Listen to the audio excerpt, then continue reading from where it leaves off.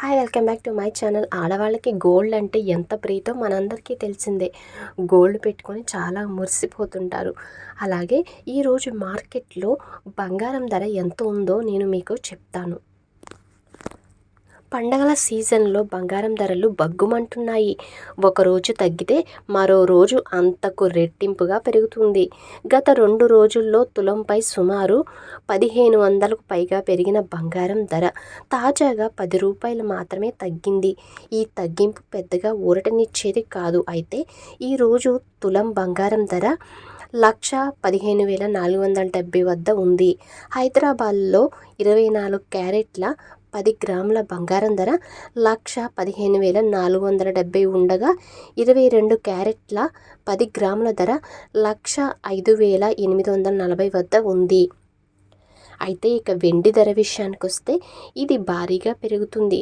ప్రస్తుతం కిలో ధర 1,49,000 వద్ద ఉంది.